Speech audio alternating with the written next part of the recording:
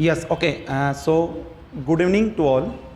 तो am I audible एक बार जल्दी से बता दीजिएगा, अभी मेरी आवाज़ आ रही है क्या सबको?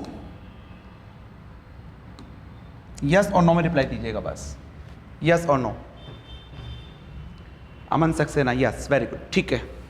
तो चलिए आज अपन स्टार्ट करते हैं, एक नए टॉपिक के बारे में बात करते हैं, XRD, ठीक है।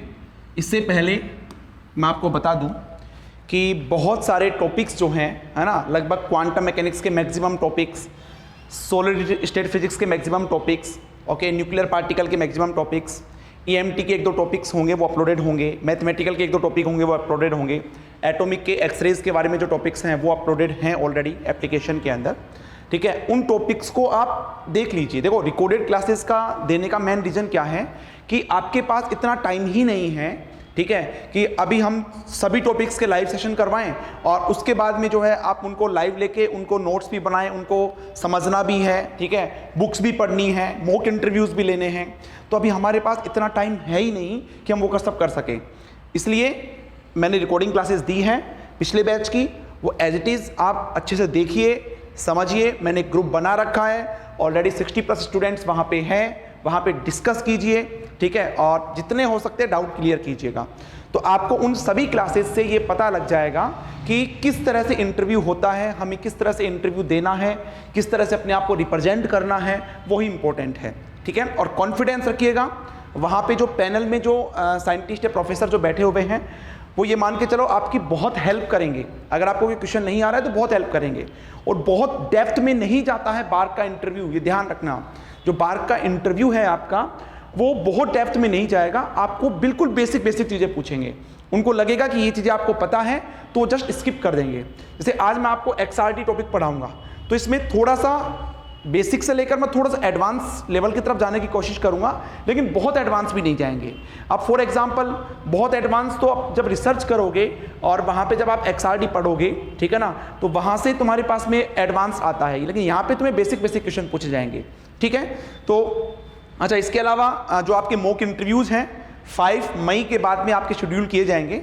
जहाँ तक मुझे ध्यान है 23 मई से 16 जून तक आपके इंटरव्यूज़ के इंटरव्यू शेड्यूल होंगे, है ना। एम आई राइट? सही हूँ मैं? 23 मई से स्टार्ट है ना, 23 मई से एंड 16 जून तक तो ये आपके इंटरव्यू चलेंगे। स्लॉट बुकिंग का शायद आज से ही है, तो हो सकता है ड्यूरिंग क्लासेस भी स्लॉट बुकिंग का आ जाए, तो मुझे एक बार इन्फॉर्म कर देना, तो एक बार के लिए आपका वो क्लास ऑफ कर देंगे। पहले स्लॉट बुकिंग जरूरी है, ठीक है, स्लॉट बुकिंग कर लेना अपने हिसाब से। ये बिल्कुल जरूरी नहीं है कि सर स्टार्टिंग में ले, लास्ट में ले, मिड में ले, वो आप अपने हिसाब से देखिएगा। अगर किसी का नेट का एग्जाम है तो अपने हिसाब से देखिए आपको किस टाइम पे आपको लेना है, उससे कोई फर्क नहीं पड़ेगा। सब कुछ डिपेंड करेगा आप इंटरव्यू किस तरह से दे रहे हो, आप अपना प्रेजेंट अपने आप को वहाँ पे किस तरह से कर रहे हो, ठीक है। कम से कम 5 से 6 सब्जेक्ट आपको अच्छे से तैयार करने हैं।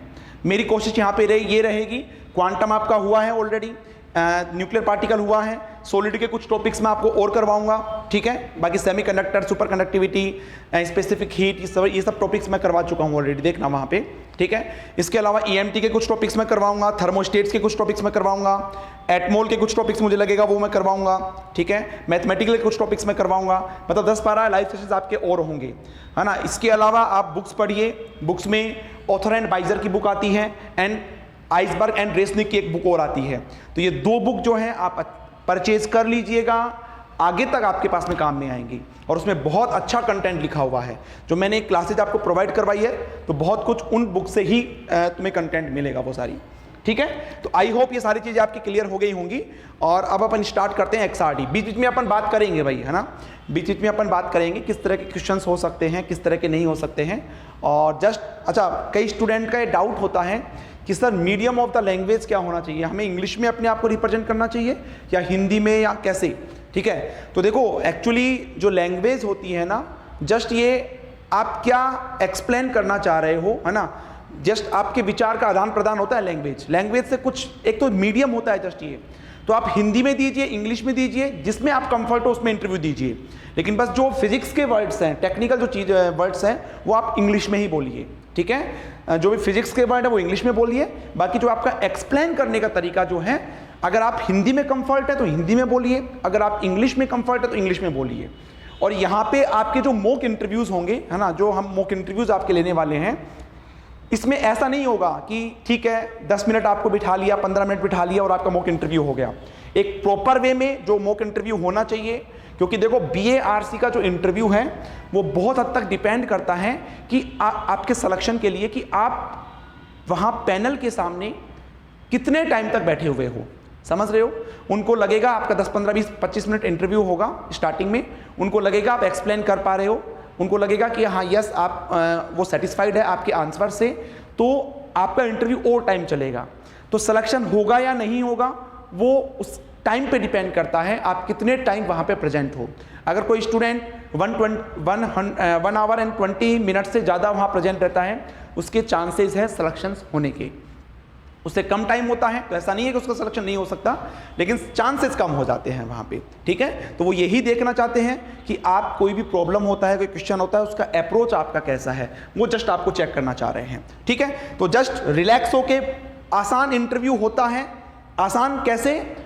क्वेश्चंस के बिहाइंड पे देखूँ तो मैं, जैसे PhD के काफ़ी, जैसे TFR का इंटरव्यू है, वो BARC में जो क्वेश्चंस पूछे जाते हैं ना, TFR के क्वेश्चंस उससे टफ होते हैं BARC से, ठीक है। लेकिन BARC में क्या होता है कि नंबर ऑफ सब्जेक्ट ज़्यादा पूछे जाते हैं। That is the main difference between BARC interview and PhD interviews.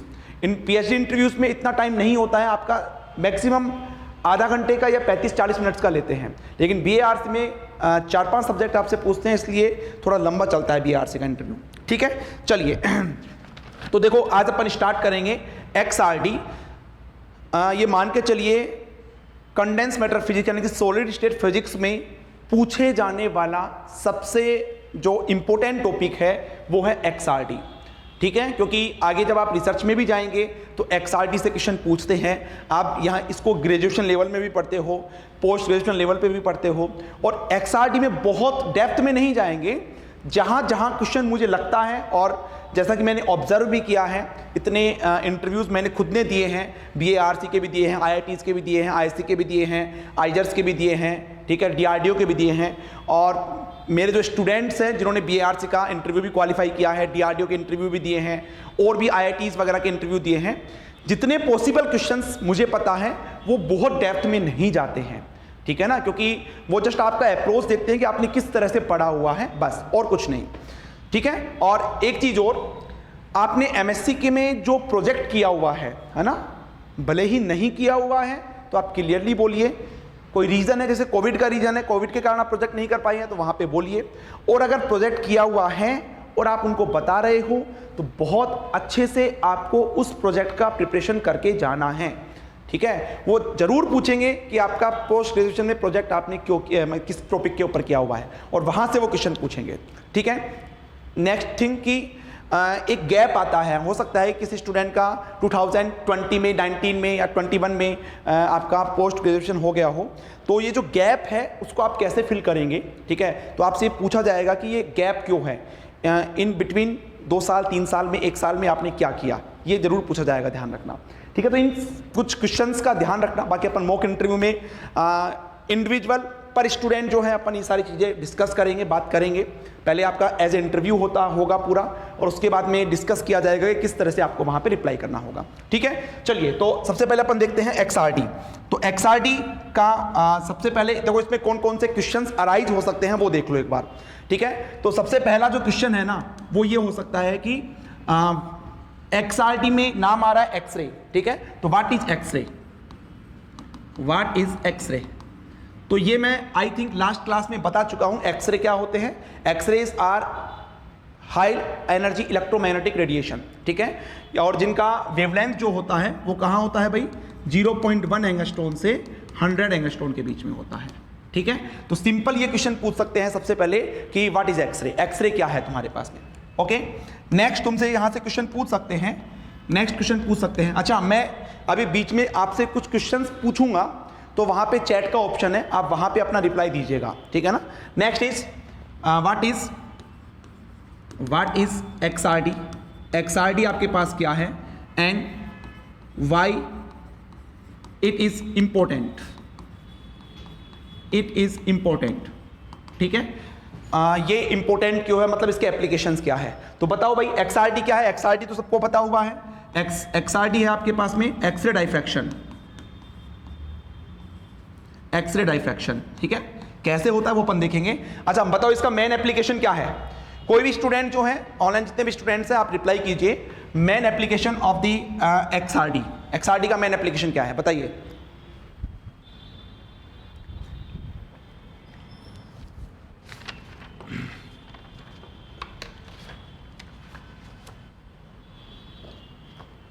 हाँ भाई, to study the crystal structure, very good, Divyansh बता रहे हैं। बिल्कुल एक सिंपल सा है कि XRD का जो मेन एप्लीकेशन है, XRD का जो मेन एप्लीकेशन है वो आपके पास क्या है, to study crystal structure, crystal structure है ना, मतलब क्रिस्टल का स्ट्रक्चर करना है, क्रिस्टल स्ट्रक्चर का स्टडी करना है तो हमें XRD की जरूरत पड़ेगा। प्रियदर्शी बता रहे हैं पीरियोडिसिटी ऑफ लैटिस स्ट्रक्चर, ठीक है, मतलब एक तरह से उस क्रिस्टल स्ट्रक्चर के नेचर के बारे में बताता है ना, nature of the crystal structure, nature of crystal structure, crystal structure, ठीक है। आप प्रियदर्शी बोल रहे हैं कि पीरियोडिसिटी ऑफ लैटिस स्ट्रक्चर, इसका मतलब ये है देखो कि हम XRD से ये देख के बता सकते हैं कि कौन सा क्रिस्टल या कौन सा क्रिस्टल स्ट्रक्चर जो आपके पास में है वो हाईली क्रिस्टलाइट है या फिर एमोर्फस है ना, ये हम बता सकते हैं XRD से। लैटिस कैरेक्टराइजेशन, यस, उसका मतलब ये हो गया, प्रीतम बिशी बता रहे हैं लैटिस कैरेक्टराइजेशन मतलब उसका क्रिस्टल स्ट्रक्चर के बारे में ही उसका कैरेक्टराइजेशन करते हैं, ठीक है। तो मतलब मेन एप्लीकेशन आपके पास में XRD के ये हैं, ठीक है। अब हमारे पास नेक्स्ट क्वेश्चन जनरेट होता है बिल्कुल सिंपल लैंग्वेज में कि बताइए कि आपने बोला that is to study the crystal structure, तो क्रिस्टल का स्ट्रक्चर किस तरह से करते हैं, मतलब XRD में ऐसा क्या होता है, ठीक है ना, हाउ क्रिस्टल स्ट्रक्चर। अच्छा उससे पहले एक क्वेश्चन और है, इससे पहले क्वेश्चन और है कि वाई एक्सरे, हम बोलते हैं ना कि एक्सरे डिफ्रैक्शन, ठीक है, तो डिफ्रैक्शन तो और भी तो वेव हो सकती है तुम्हारे पास में, बट हम एक्सरे ही मेनली यूज क्यों करते हैं, समझ रहे हो, XRD में एक्सरे ही मेनली यूज क्यों करते हैं, और अदर जो इलेक्ट्रोमैग्नेटिक रेडिएशन है जैसे विजिबल रेज हैं वो हम इंसिडेंट क्यों नहीं कर पाते, तो बताइए। DRB बता रहे हैं comparable to interplanar spacing, yes very good, ठीक है। इसमें अभी अपन देखेंगे एक्चुअली जो ब्रैग्स कंडीशन जो होती है वो क्या होती है तुम्हारे पास कि जो वेवलेंथ है वो क्या होना चाहिए तुम्हारे पास, less than or equal to 2D होना चाहिए, है ना, और D आपके पास में क्या होता है, इंटरप्लेनर स्पेसिंग होता है। अभी अपन इसको दोबारा से देखेंगे, जस्ट मैं यहाँ पे क्वेश्चन कौन कौन से अराइज हो सकते हैं आपसे वो मैं बता रहा हूँ, है ना। तो इसका जो आपके पास में जो इलेक्ट्रोमैग्नेटिक रेडिएशन इंसिडेंट हो रही है, डिफ्रैक्शन तभी मिलेगा जब उसका वेवलेंथ उसके इंटरप्लेनर स्पेसिंग के डबल से क्या तो इक्वल हो या फिर लेस देन हो, ठीक है। तो बाकी जो अदर जो विजिबल रेज हैं, ठीक है, उनका जो वेवलेंथ है वो इस कंडीशन को फॉलो नहीं करता है, दैट्स वाई जनरली हम एक्सरे ही यूज करते हैं, अदर इलेक्ट्रोमैग्नेटिक रेडिएशन यूज नहीं करते हैं, ठीक है, ये ध्यान रखना है आपको। चलिए नाउ हाउ टू नो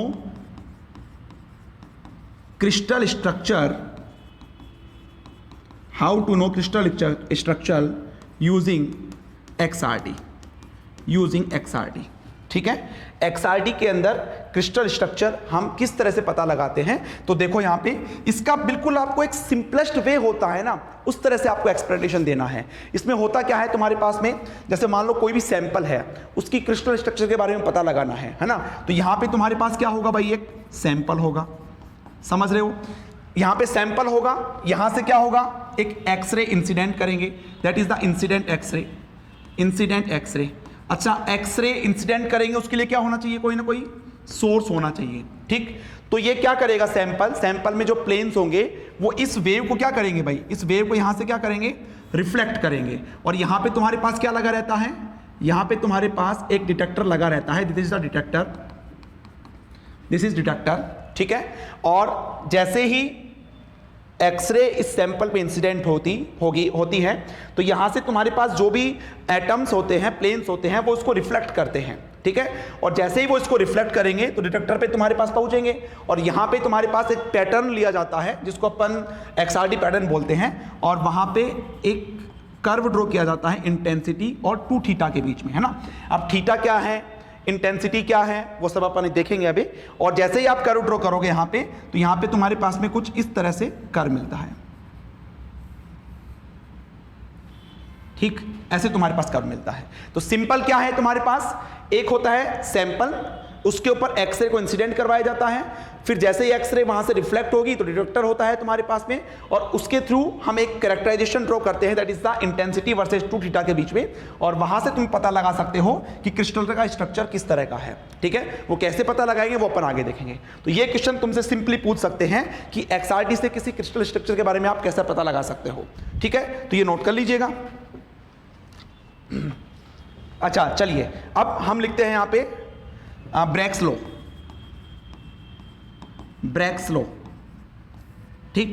तो ब्रैग्स लॉ तुम्हारे पास देखो क्या होता है, सिंपली सब। अच्छा एक चीज और इससे पहले मैं आपको बता दूं, वो सिंपली ये क्वेश्चन पूछ सकते हैं यहां से कि आपके पास, आपने बोला यहां पे, देखो आपने यहां पे बोला कि मेरे पास यहां पे कोई एक सैंपल है और यहां पे तुम्हारे पास में एक एक्सरे इंसिडेंट होती है, इसके ऊपर एक्सरे इंसिडेंट होती है और यहां से रिफ्लेक्ट होती है, यहां से तुम्हारे पास क्या होती है, रिफ्लेक्ट होती है, ठीक है। तो सिंपल क्वेश्चन पूछ सकते हैं, इसके इनसाइड ऐसा क्या होता है कि तुम्हारे पास जो एक्सरे है वो रिफ्लेक्ट हो रही है, मतलब यहां से इलेक्ट्रोमैग्नेटिक रेडिएशन इमिट हो रही है ना, इसके इनसाइड ऐसा क्या होता है। तो किसी को पता है ये चीज? एक्चुअल में हमें क्या दिखता है, देखो हमें उसके अंदर क्या प्रोसेस हो रहा है वो नहीं दिख रहा है, हमें इतना दिखता है वेव इंसिडेंट हो रही है, यहां से रिफ्लेक्ट हो रही है, ठीक है। अब मुझे तो ये बताओ कि इसके इनसाइड ऐसा होता क्यों है कि वेव यहां से क्यों निकलती है, यहां से वेव क्यों निकलती है, इसके इनसाइड स्टोरी क्या है। देखो आप सिंपल इतना बता सकते हो कि जैसे तुम्हारे पास में यहां पे कोई भी सैंपल होगा, ठीक है, एक्सरे जैसे उसके ऊपर इंसिडेंट करेंगे और यहां पे क्या होते हैं भाई तुम्हारे पास में, इसके अंदर फॉर एग्जांपल मान लो तुम्हारे पास इलेक्ट्रॉन्स है, ठीक है। तो जैसे ही तुम्हारे पास एक्सरे यहां पे आएगा, ठीक है, तो ये यस प्रीतम बिशी बता रहे हैं एक्साइटेशन, ठीक है, देख लो एक बार कैसे होगा। देखो जैसे ही ये इलेक्ट्रॉन यहां पे तुम्हारे पास है, इलेक्ट्रॉन क्या है आपके पास में, एक चार्ज पार्टिकल, ठीक है। जैसे ही तुम्हारे पास एक्सरे बोल दो, कोई भी इलेक्ट्रोमैग्नेटिक रेडिएशन बोल दो, इसके ऊपर आएगा, ये इसको क्या करेगा, एब्जॉर्ब करेगा, एब्जॉर्ब करते ही क्या करेगा, ये वाइब्रेट करेगा, ठीक है। और वाइब्रेट करके तुम्हें पता है कोई भी चार्ज पार्टिकल जब वाइब्रेट करता है तो क्या करता है, ये इलेक्ट्रोमैग्नेटिक वेव को इमिट करता है, ये पढ़ा है आपने। तो यहां पे जो इलेक्ट्रोमैग्नेटिक वेव इमिट हो रही है, कहीं ना कहीं यही तुम्हारे पास में क्या है, रिफ्लेक्टेड वेव है। तो जस्ट इसके इनसाइड तुम्हारे पास सिंपली ये हो रहा है कि इलेक्ट्रॉन उस वेव को एब्जॉर्ब करके तुम्हारे पास वाइब्रेट करेगा, और कोई भी चार्ज पार्टिकल जब वाइब्रेट करेगा तो इलेक्ट्रोमैग्नेटिक वेव को इमिट करता है और वही वेव तुम्हारे पास ही है। तो कहीं ना कहीं इसके इनसाइड स्टोरी कहीं ना कहीं इस तरह से है, ठीक है। तो ये सब चीजें आपको ध्यान रखनी है। चलिए नेक्स्ट अपन देखते हैं इसके अंदर ब्रैग्स लॉ। ब्रैग्स लॉ क्या है, देखो आप देखो अभी समझ सकते हो, बाद में चाहो तो नोट कर सकते हो, क्योंकि लेक्चर लाइव भी है और रिकॉर्डेड भी आपको मिलेगा, और आप चाहो तो साथ में नोट भी कर सकते हो, है ना। चलो नेक्स्ट लिखो इसके अंदर ब्रैग्स लॉ। ब्रैग्स लॉ क्या है भाई तुम्हारे पास, सिंपल देखो, यहां पे तुम्हारे पास जैसे क्रिस्टल होता है एक,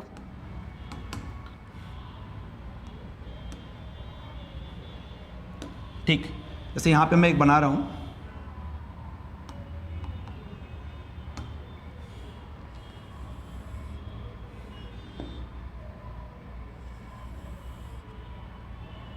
देखो इस सबको पता है, मैं तो थोड़ा रफली बना देता हूं एक बार, ठीक।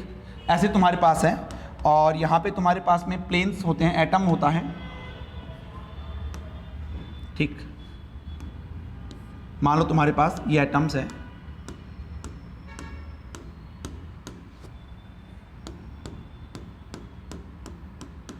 देखो यहां पे जो मेनली क्वेश्चंस अपन डिस्कस करेंगे ना, वो अब आगे यही करने वाले हैं। जैसे यहाँ पे हमने इंटेंसिटी, देखो अभी हमने लिया ना इंटेंसिटी वर्सेस टू थीटा, तो थीटा क्यों नहीं लेते, टू थीटा क्यों लेते हैं, ठीक है, ऐसे क्वेश्चन पूछते हैं वो। नेक्स्ट थिंग, यहाँ पे जो पीक मिलता है तो किसी पीक का तो इंटेंसिटी ज़्यादा होता है, किसी पीक का इंटेंसिटी कम होता है, ऐसा क्यों होता है। नेक्स्ट क्वेश्चन ये पूछ सकते हैं कि ये जो पर्टिकुलर पीक है इसका पोजीशन ये है, इसका इधर है, तो इसका पोजीशन को कैसे आप डिफरेंशिएट करोगे, ठीक है। नेक्स्ट क्वेश्चन ये पूछ सकते हैं, सिंपली आपको बोलेंगे एक तुम्हारे पास क्रिस्टलाइट सॉलिड है और एक तुम्हारे पास एमोर्फस सॉलिड है, दोनों के लिए आप एक्सआरडी पैटर्न को ड्रॉ कीजिएगा, ठीक है, और उसमें डिफरेंस बताइए ऐसा होता क्यों है तुम्हारे पास में, ठीक है। टेम्परेचर इंक्रीज करने से इंटेंसिटी पे क्या इफेक्ट पड़ता है, ये तुमसे पूछते हैं, ठीक है। अगर किसी पर्टिकुलर एक्सआरडी पैटर्न के अंदर स्ट्रेन होता है तो उस केस में इंटेंसिटी जो पीक है उसका जो विड्थ है वो डिक्रीज होगा या इंक्रीज होगा, ये जनरली तुमसे पूछ सकते हैं ना। तो यही सारे क्वेश्चन अपन डिस्कस करेंगे, इससे बाहर कुछ भी नहीं पूछेगा, कोई भी इंटरव्यू में चले जाओ आप, ठीक है। तो ये तुम्हारे पास में एटम्स हैं, इसमें होता क्या है भाई तुम्हारे पास में, इसमें यहाँ से कोई मान लो कोई एक्सरे आ रहा है तुम्हारे पास, ठीक है, और जैसे यहाँ से आएगा तो यहाँ से तुम्हारे पास ये रिफ्लेक्ट हो रहा है, समझ लेना ध्यान से, ये इंसिडेंट है तुम्हारे पास, ये रिफ्लेक्ट हो रहा है। और मान लिया मैंने ये दूसरा एक्सरे तुम्हारे पास आ रहा है और यहाँ से तुम्हारे पास रिफ्लेक्ट हो रहा है, ठीक है। अच्छा मुझे जल्दी से बता दो, इधर देखो एक बार, मुझे जल्दी से बता दो कि ये तुम्हारे पास फॉर एग्जाम्पल नॉर्मल है, जवाब देना भाई, है ना। फॉर एग्जाम्पल मान लो ये मेरे पास में फॉर एग्जाम्पल थीटा है, थीटा, तो बताओ इसका थीटा के फॉर्म में ब्रैग्स लॉ आप क्या लिखोगे, मैथमेटिकल फॉर्म, जल्दी से बताओ। थीटा के फॉर्म में ब्रैग्स लॉ आप क्या लिखोगे, इसका मैथमेटिकल फॉर्म थीटा के फॉर्म में पता होगा सबको, ब्रैग्स लॉ क्या होता है थीटा के फॉर्म में, जल्दी से बताओ, चैट के ऑप्शन है तुम्हारे पास में।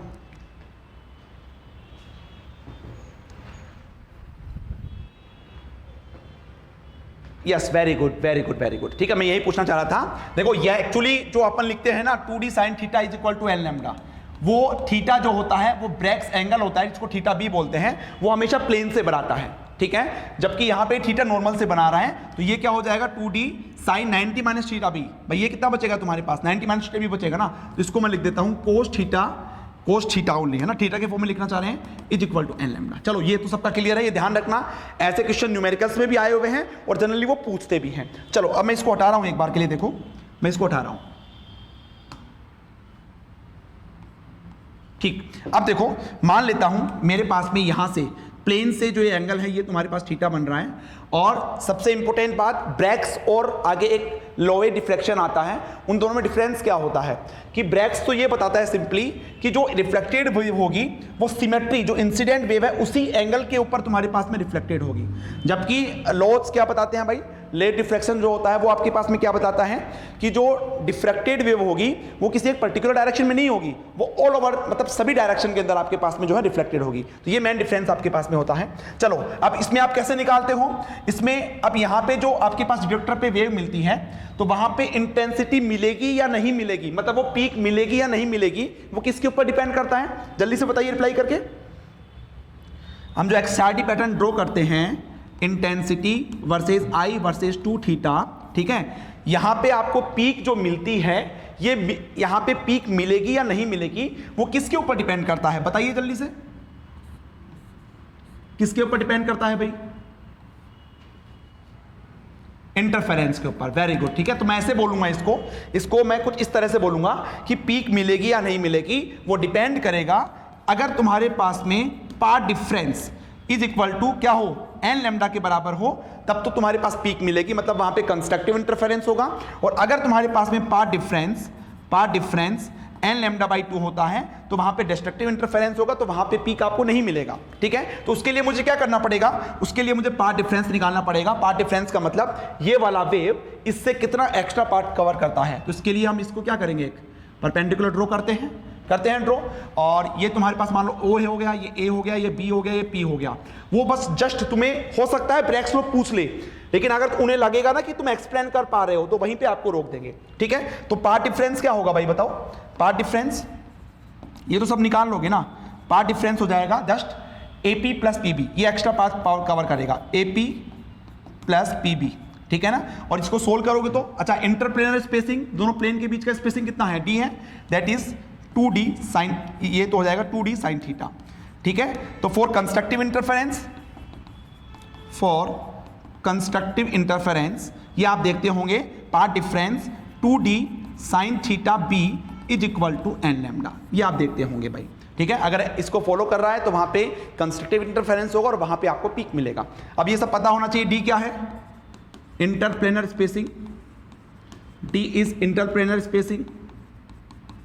नेक्स्ट थीटा बी आपके पास में क्या है, दैट इज ब्रैग्स एंगल, और ब्रैग्स एंगल क्या होता है, जहां इंसिडेंट एक्सरे प्लेन के सरफेस के साथ में जो एंगल बनाता है वो आपके पास थीटा बी है। एन क्या है, इसको बोलते हैं ऑर्डर ऑफ डिफ्रैक्शन, और लैम्डा आपके पास में वेवलेंथ है। कोई मुझे बता सकता है ऑर्डर ऑफ डिफ्रैक्शन का मतलब क्या होता है, बताओ भाई, अगर मेरे पास इफ n बराबर 1 ले लूं, मैं ऑर्डर ऑफ डिफ्रैक्शन 1 लूं, इसका मीनिंग क्या है जल्दी से बताइए। अगर ऑर्डर ऑफ डिफ्रैक्शन मैंने 1 लिया, इसका मीनिंग क्या है? What is the meaning of this? Lambda path difference, principle maxima. देखो इसका मीनिंग ओनली इतना सा है, अगर मैं बोल रहा हूं ऑर्डर ऑफ डिफ्रैक्शन मेरे पास में 1 है, तो मेरे पास जो डिटेक्टर पे जो वेव मिलेगा वो मेरे पास में एक जो पीक मिलेगी वो सिंगल पीक मिलेगी, आपको सिंगल पीक मिलेगी। ठीक है, अगर मेरे पास में ऑर्डर ऑफ डिफ्रैक्शन n बराबर 2 है, इसका मतलब ये है डिटेक्टर पे आपको जो पीक मिलेगा वो मेरे पास कितना मिलेगा भाई? 2 पीक मिलेगा। अगर मेरे पास n बराबर 3 है तो यहां पे प्रिंसिपल मैक्सिमा, ठीक है, यहां पे देखो n बराबर 3 है तो मेरे पास यहां पे 3 पीक मिलेगा। ठीक है, समझना। तो अगर मेरे पास में ऑर्डर ऑफ डिफ्रैक्शन बहुत ज्यादा हो जाता है तो मेरे पास यहां पे क्या होगा? बहुत सारी पीक्स मिलती हैं ऐसे। ठीक है, ऐसे तुम्हारे पास पीक्स मिलती है। तो ऑर्डर ऑफ डिफ्रैक्शन कभी ज़्यादा नहीं होना चाहिए। क्यों नहीं होना चाहिए? अगर पीक बहुत ज़्यादा होगी तो उनको सेपरेट कर पाना बहुत मुश्किल होगा, तो उसका पोजीशन हम देख ही नहीं सकते, इसलिए ऑर्डर ऑफ डिफ्रैक्शन ज़्यादा नहीं होना चाहिए। तो उसी के लिए तुम्हारे पास एक कंडीशन होती है, ब्रैग्स कंडीशन। ठीक है, तो ये ध्यान रखना, जो ऑर्डर ऑफ डिफ्रैक्शन का मीनिंग होता है, अगर n बराबर 1 ले रहे हैं, इसका मतलब डिटेक्टर पे आपको एक ही पीक मिल रही है। ठीक है, ये ध्यान रखना। चलो ये नोट कर लेना भाई सब लोग, क्योंकि ये सारी चीजें काम में आएंगी आगे कहीं ना कहीं आपके। हो गया ये? चलिए अब लिखिए इसके अंदर। तो इसका मतलब देखो यहां पे मैं इतना सा लिख सकता हूं कि if order of diffraction increases then number of peaks increases, मतलब वहां पे जो आपको पीक्स मिलेंगी वो आपके पास में क्या होगी? इंक्रीज होंगी। ठीक है, तो इसके लिए कुछ एक कंडीशन होती है जिसको अपन ब्रैग्स कंडीशन बोलते हैं। तो लिख लो एक बार, ये निकलती कैसी है वो मैं बता देता हूं आपको। ब्रैग्स कंडीशन, ठीक है, तो ब्रैग्स फॉर्मूला भी आपने पढ़ा है, 2d sin theta is equal to n lambda. देखो यहाँ पे ये फॉर्मूला पढ़ा है आपने, तो यहाँ से एन लैम्डा मैं क्या बोल सकता हूँ भाई? N lambda by 2d is equal to sine theta, और साइन थीटा का जो मैक्सिमम वैल्यू होता है वो कितना होता है? साइन थीटा का मैक्सिमम वैल्यू 1 होता है ना, तो इसको मैं ये बोल सकता हूँ कि आपके पास जो एन लैम्डा अपॉन 2d होना चाहिए वो less than or equal to 1 होना चाहिए। इसका मतलब lambda is less than or equal to 2d। ठीक है, n बराबर 1, मैं ऑर्डर ऑफ डिफ्रैक्शन यहाँ पे 1 मान रहा हूँ, तो that is the Bragg's condition. तो जनरली पूछते हैं कि ब्रैग्स कंडीशन क्या होती है? क्या हमेशा तुम्हारे पास डिफ्रैक्शन मिलता है या किसी पर्टिकुलर कंडीशन पे डिफ्रैक्शन मिलता है? तो इसी कंडीशन पे आपको डिफ्रैक्शन पैटर्न वहां पे मिलेगा, नोट कर लीजिएगा।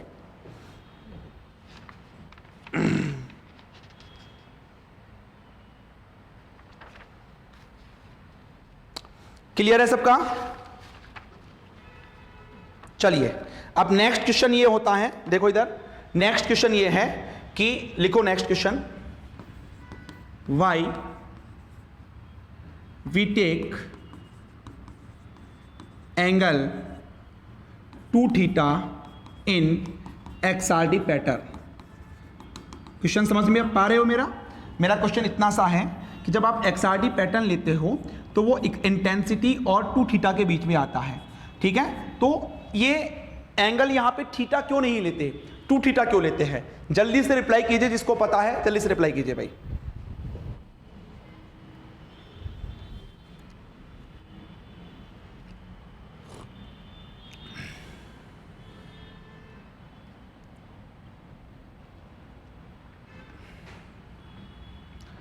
To theta is the diffraction angle, बिल्कुल सही है। अमन बता रहे हैं कि 2 theta is the diffraction angle, बिल्कुल सही है, वो सही बात है। लेकिन 2 थीटा क्यों लेते हैं, डिफ्रैक्शन एंगल क्यों लेते हैं अपन, बाकी थीटा क्यों नहीं लेते? आई और थीटा के बीच में करो क्यों नहीं ड्रॉ करते? बहुत वेरी इंपॉर्टेंट क्वेश्चन है, ध्यान रखना, ये वेरी इंपॉर्टेंट क्वेश्चन है, और ये ऑलरेडी BARC के अंदर पूछा जा चुका है, XRD पैटर्न के अंदर मार्क में पूछा जा चुका है। ये अभी जो TFR का इंटरव्यू था उसके अंदर भी पूछा हुआ था ये। ठीक है, DR भी बता रहे हैं क्रिस्टल रोटेटिंग मेथड, तो थोड़ा सा एक्सप्लेन करो ना भाई उसको।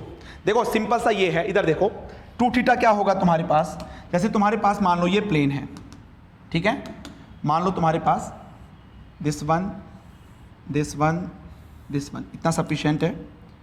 नेक्स्ट इज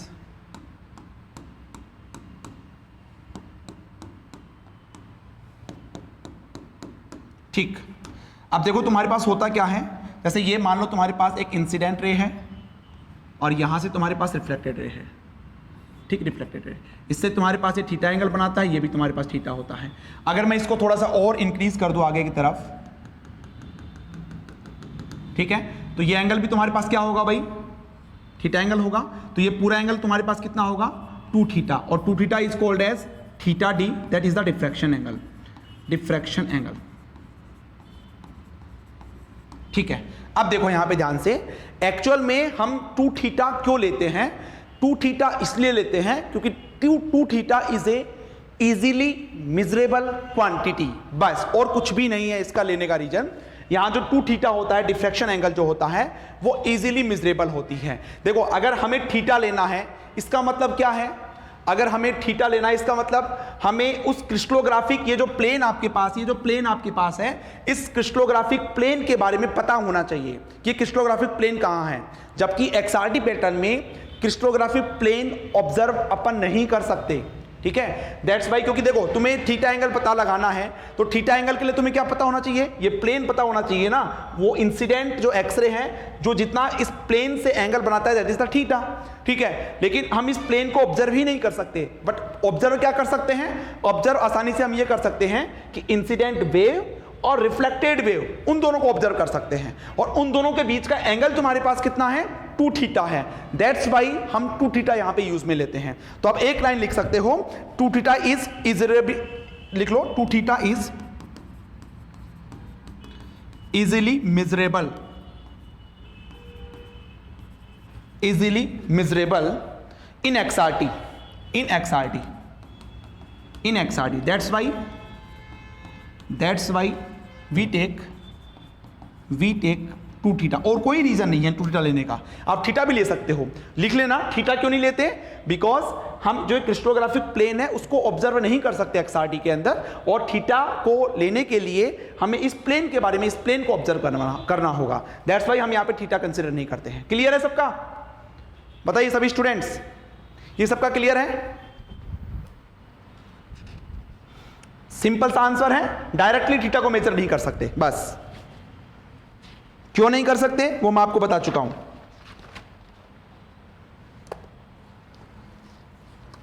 चलें आगे, चलिए नेक्स्ट लिखिए क्वेश्चन, नेक्स्ट क्वेश्चन लिखिए।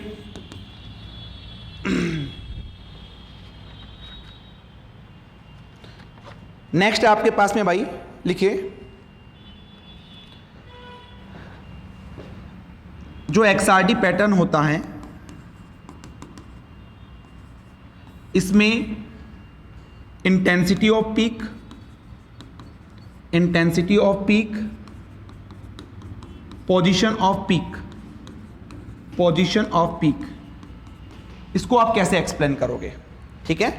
मतलब किसी पीक का पोजीशन तो तुम्हारे पास में ज़्यादा होता है, किसी पीक का पोजीशन कम, यानी किसी पीक के लिए पोजीशन का मतलब क्या है, 2 थीटा की वैल्यू किसी के लिए ज़्यादा होती है, किसी के लिए कम होती है, या मैं बोलूँ इंटेंसिटी किसी की ज़्यादा होती है, किसी की कम। इंटेंसिटी ज़्यादा कम होने का मतलब क्या है, उस पीक का हाइट किसी में ज़्यादा होता है और किसी में कम होता है ना। इंटेंसिटी का मतलब यही तो है ना, आप ऐसे तो ड्रॉ करते हो 2 थीटा और इंटेंसिटी आई, तो किसी पर्टिकुलर क्रिस्टल के लिए तो आपके पास कुछ इस तरह से मिलता है। तो मुझे बताओ, इसका हाइट तो तुम्हारे पास ज़्यादा हो गया, इसका हाइट कम हो गया, जबकि इसका जो पोजीशन है वो 2 थीटा ज़्यादा हो गया, इसका कम हो गया, ये कैसे होता है। यस, डीआर भी बता रहे हैं, depends upon interplanar spacing. Any other student,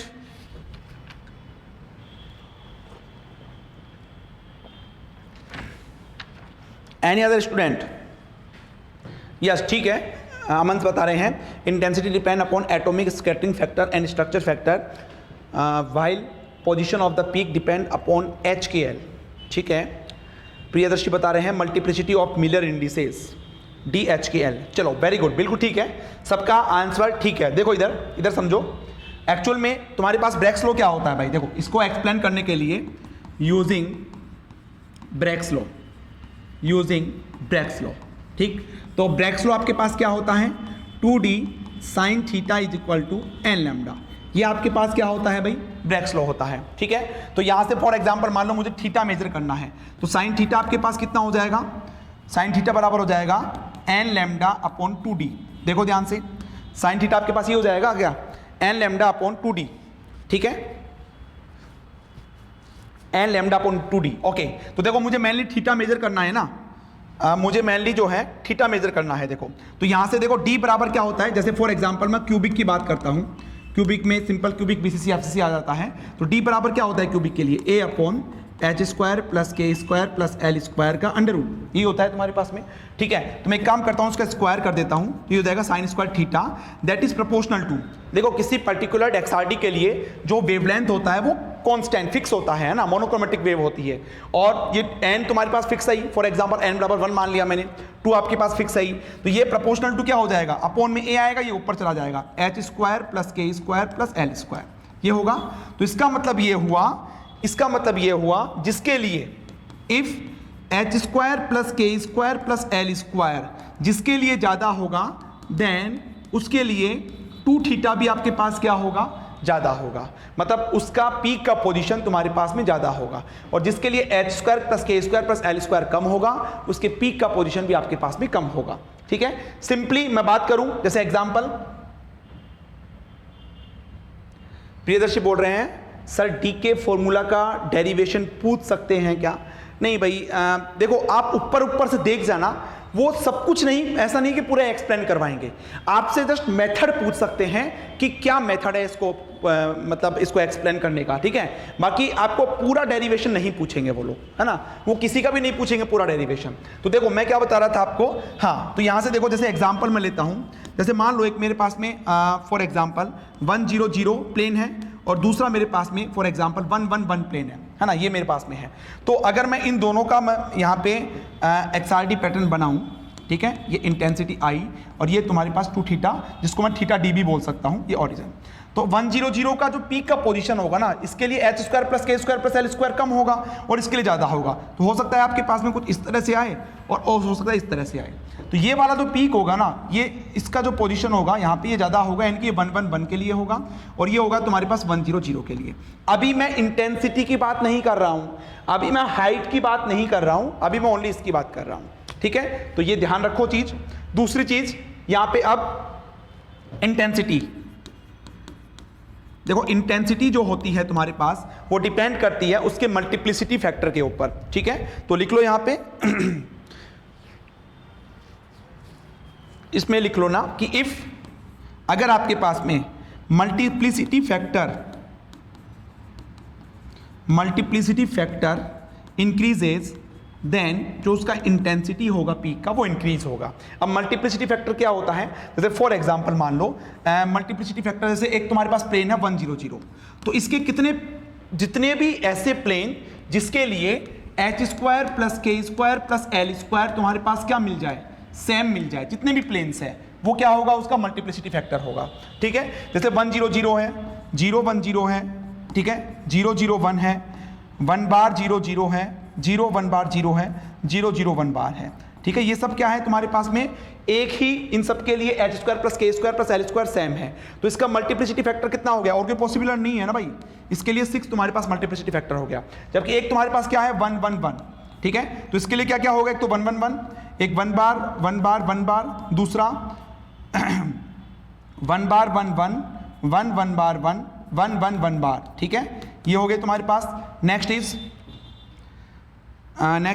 1 बार 1, ठीक, 1 बार का मतलब होता है तुम्हारे पास में negative, okay, that is 1 bar 1 bar, that is 1 बार, ये आपके पास हो गया। तो 3 और 3 6 2 8, तो इसके लिए मल्टीप्लिसिटी फैक्टर कितना हो गया 8। तो जिसके लिए मल्टीप्लिसिटी फैक्टर ज़्यादा होता है उसके लिए इंटेंसिटी का हाइट जो होता है वो भी इंटेंसिटी भी ज़्यादा होता है। तो सीधी सी बात है, देखो इसका इंटेंसिटी ज़्यादा है, तो आपसे सिंपली ये पूछ सकते हैं ना, वो सिंपली देखो ये पूछ सकते हैं कि बताओ मैंने यहाँ पे एक कर्व ड्रॉ किया that is for intensity versus 2 theta, और ये मेरे पास कोई कर्व जो है ऐसे आता है, ठीक है, और ये मेरे पास फॉर एग्जांपल 111 प्लेन के लिए है, ये 100 प्लेन के लिए है, ठीक है। तो क्या ये कर्व मैंने सही बनाया है, तो आप उसका एक्सप्लेन कर सकते हो, ठीक है। और दूसरा हो सकता है तुम्हारे पास ये सेम ही प्लेन दे दे, यही वाला प्लेन दे दे और बोल दे कि इस कर्व को एक्सप्लेन करो, है ना, इस एक्सआरटी पैटर्न को आप एक्सप्लेन करो, तो आपको वहां पे इंटेंसिटी को एक्सप्लेन करना पड़ेगा, पीक की पोजीशन को आपको एक्सप्लेन करना पड़ेगा, ये कितना शार्प आ रहा है,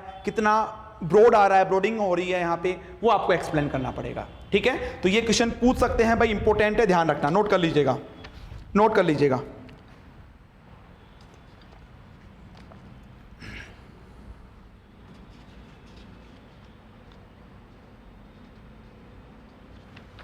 ठीक है, आगे चलते हैं। सिंपल तुमसे पूछ सकते हैं, लिखो नेक्स्ट क्वेश्चन।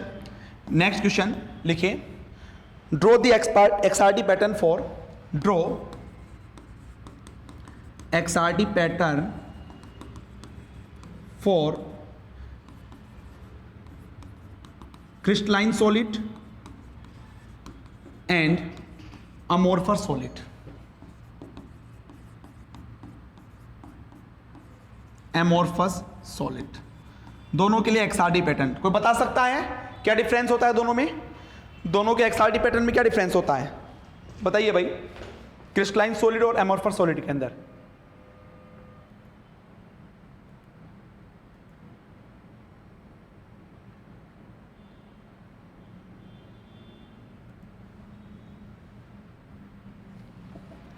जल्दी से बताइए, दोनों के एक्सआरटी पैटर्न में क्या डिफरेंस होता है?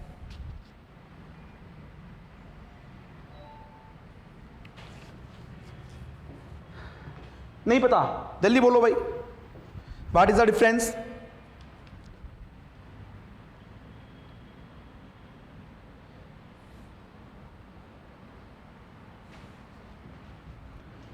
Number of peaks will be, Pritam बता रहे हैं पीक नहीं होगा, नहीं, number of peaks will be there in amorphous. Amorphous में देखो, ये देखो सिंपल, देखो मैं आपको बताऊं कि अगर आपके पास में कोई क्रिस्टलाइन सॉलिड है, क्रिस्टलाइन का मतलब जानते हो ना आप लोग, क्रिस्टलाइन होता है और एक अमोर्फस होता है, तो सिंपल मीनिंग पता होना चाहिए। देखो अगर आपको नहीं आता है ना, तो सिंपली क्या क्वेश्चन पूछेंगे आपसे, बताओ what is the difference between crystalline solid and amorphous solid, simple एक क्वेश्चन पूछेंगे। अब ये तो तुम्हें आना चाहिए ना। क्रिस्टलाइन तुम्हारे पास क्या होता है, क्रिस्टलाइन में हाईली एटम्स का जो अरेंजमेंट होता है एक वेल मैनर के अंदर होता है, पीरियोडिसिटी मैनर के अंदर होता है, जबकि एमोर्फस के अंदर तुम्हारे पास में पीरियोडिसिटी नहीं होती है, कम होती है, अपन सिंपली ये बोल सकते हैं। ठीक है, तो जस्ट तुम इसका जब ड्रॉ करोगे ना, आप इसका जब ड्रॉ करोगे, इसका जब ड्रॉ करोगे, दिस इज इंटेंसिटी, ठीक है, और वर्सेस तुम्हारे पास ये 2 थीटा है, तो ये तुम्हारे पास देखो कुछ इस तरह से होता है,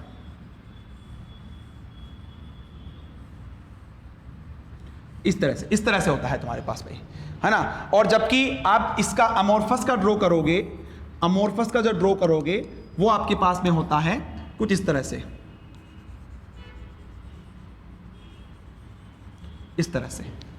समझ में आ रहा है? मतलब दोनों में मेन डिफरेंस क्या है कि इसका जो पीक मिलेगा वो आपके पास में शार्प होगा, इसका जो पीक मिलेगा क्रिस्टलाइन का वो शार्प होगा, जबकि एमोर्फस का जो पीक मिलेगा वो आपके पास में नोट शार्प,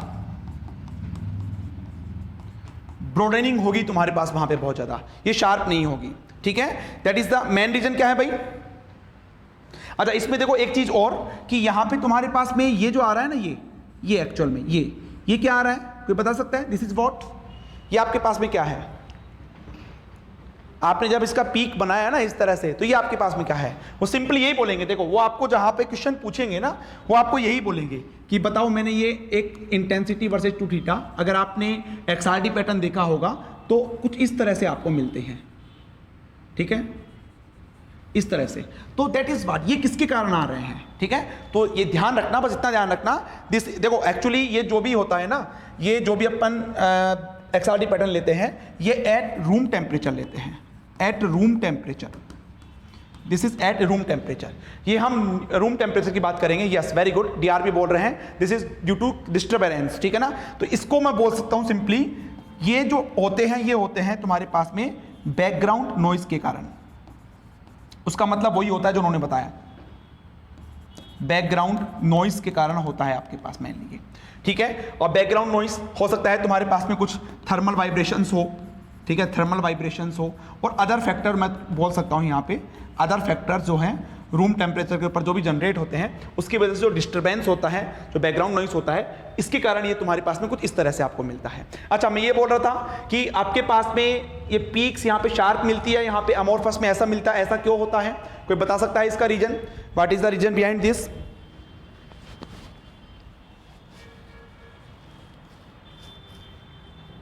हाँ देखो सिंपल, इसका मतलब, इसका रीजन ये है कि जो आपके पास में क्रिस्टलाइन सॉलिड होते हैं ना, क्रिस्टलाइन, हाईली क्रिस्टलाइन सॉलिड जो है large number of reflected planes रखते हैं, जबकि तुम्हारे पास जो अमोर्फस सॉलिड होते हैं ये लेस नंबर ऑफ, यानी कि अमोर्फस बोल दो या फिर मैं लेस क्रिस्टलाइन बोल दूं, इसको मोर क्रिस्टलाइन बोल दूं, इसको लेस क्रिस्टलाइन बोल दूं, तो इसके पास में कम रिफ्लेक्टिंग प्लेन्स होते हैं। तो जब ज्यादा रिफ्लेक्टिंग प्लेन्स होंगे तो वहां से जो आपको तो कंस्ट्रक्टिव इंटरफेरेंस मिलेगा उसमें शार्प पीक मिलती है, और जब आपके पास में कम रिफ्लेक्टिंग प्लेन्स होंगे वहां पे कम ही वेव पूछेगी तो वहां पे तुम्हारे पास में वो शार्प नहीं मिलेगी। That is the main reason behind XRD pattern of the crystallite solid and the amorphous solid. तो सिंपल आपसे क्वेश्चन क्या पूछा जाएगा, क्वेश्चन पूछा जाएगा draw the XRD pattern for the crystalline solid and amorphous solid. Okay, तो ये important है, that is most important question, that is most important, और ये जनरल क्वेश्चन है,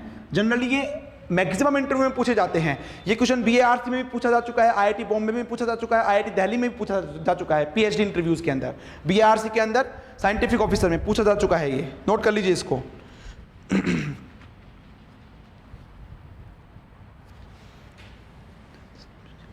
ठीक है, चलो आपसे हो सकता है, देखो इतना सब बताने के बाद में वो जस्ट स्किप कर दे, इतना तो पूछेंगे नहीं ना वो आपसे अगर तो आप 3-4 क्वेश्चन का आंसर देते हो तो वहां पे वो स्किप कर देंगे फिर इस टॉपिक को, लेकिन जो पूछे अगर आप उसका आंसर देते हो ये आपके लिए बहुत पॉजिटिव जाने वाला है ना। चलो नेक्स्ट अपन एक क्वेश्चन का और डिस्कशन कर लेते हैं कि वो हो सकता है तुमसे ऐसा पूछ ले कि मान लो तुम्हारे पास में तुमने किसी पर्टिकुलर मटेरियल का एक्सआरडी पैटर्न लिया, ये आपके पास ओरिजिन है, ठीक है, और फॉर एग्जांपल मान लो वो एक्सआरडी पैटर्न तुम्हारे पास कुछ इस तरह से आता है,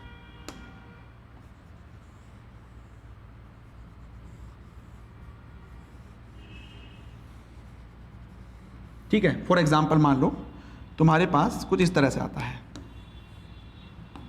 ये लो इस तरह से आता है, तो वो सिंपली ये पूछेंगे कि यहां पे तुम्हारे पास समटाइम्स जो पीक का स्प्लिटिंग हो रहा है ना, स्प्लिटिंग ऑफ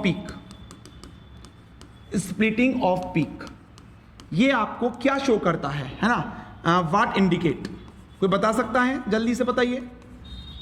जैसे पीक का तुम्हारे पास स्प्लिटिंग हो रहा है ना, इस तरह से तुम्हारे पास में इस तरह से स्प्लिटिंग हो रहा है, ये आपके पास में क्या इंडिकेट करता है, जल्दी से बताओ।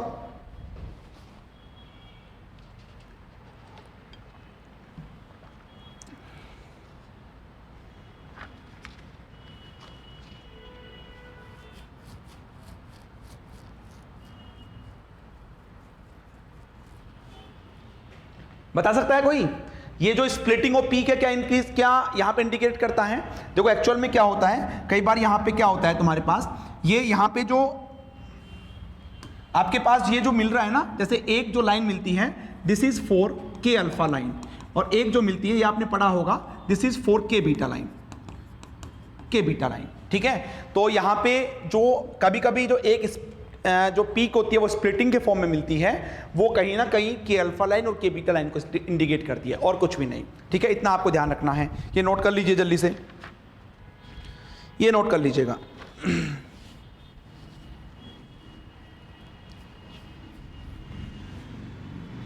ठीक, एक इसके अंदर और है कि क्रिस्टलाइट साइज है ना, जो क्रिस्टलाइट साइज होता है, ठीक है, उसको डिफाइन करो, तो लिख लो क्रिस्टलाइट साइज,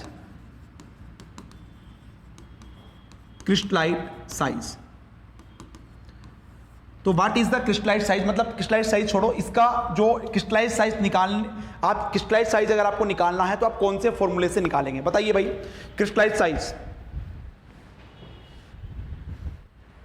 कौन से फॉर्मूले से निकालेंगे, जल्दी बोलो।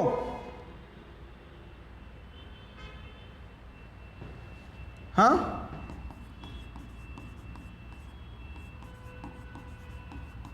पढ़ा है आपने ये डिबाई शेरर फॉर्मूला, ठीक है, इससे निकालते हो। ये फॉर्मूला आपको बस याद रखना है, D is equal to K lambda upon beta cos theta, D is equal to K lambda upon beta cos theta, ठीक है। आपके पास जो K है ये कांस्टेंट होता है, जनरली इसकी वैल्यू जो ली जाती है वो 0.9 ली जाती है। लैम्डा आपके पास वेवलेंथ है, बीटा जो है ये आपके पास में FWHM full with half maxima होता है, और थीटा तुम्हारे पास वो एंगल होता ही है, ठीक है। तो मेनली एक आपको ये ध्यान रखना है। ठीक है भाई, इतना सब कर लोगे ना XRT के अंदर, है ना, क्वेश्चन तो और भी तुम्हारे पास बन सकते हैं यहाँ से, लेकिन इतना सब कर लोगे ना आप XRT के अंदर, मोर देन सफिशिएंट है। अगर स्ट्रेन की बात आती है देखो आप इतना ध्यान रखो, चलो एक काम करो, एक और लिख लो क्वेश्चन, एक और लिख लो कि इसको स्ट्रेन से हम कैसे डिफाइन करेंगे। स्ट्रेन तो सब लोग जानते हो ना, स्ट्रेन लगाने से क्या होगा तुम्हारे पास में। जैसे केस फर्स्ट लिखता हूं, देखो पहली चीज है आपके पास में, जब कोई भी स्ट्रेन नहीं होता है, नो स्ट्रेन, जब कोई स्ट्रेन नहीं होगा, ठीक है, तो उस केस में जो पीक मिलेगी ना आपको, वो नेचुरल पीक मिलेगी,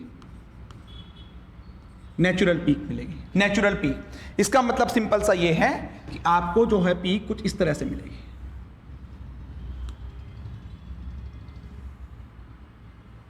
इस तरह से, समझते जाना भाई, है ना। चलो नेक्स्ट तुम्हारे पास में लिख लो, case first, case second is compressive strain.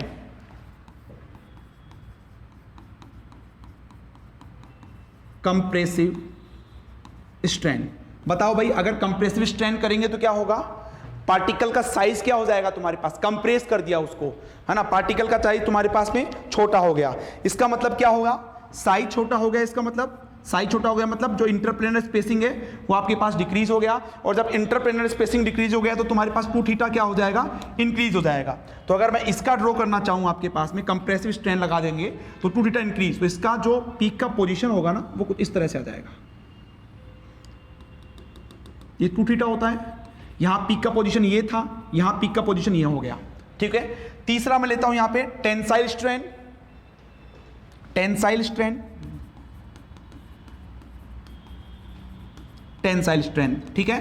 तो टेंसाइल स्ट्रेन में क्या होगा तुम्हारे पास में, टेंसाइल का मतलब स्ट्रेचिंग, जो पार्टिकल साइज होगा वो इंक्रीज हो जाएगा, मतलब इंटरप्लेनर स्पेसिंग आपके पास इंक्रीज हो गया, तो 2 थीटा यहां पे डिक्रीज हो जाएगा, ठीक है। जब 2 थीटा डिक्रीज हो जाएगा तुम्हारे पास में, तो ये आपको कुछ इस तरह से मिलेगा,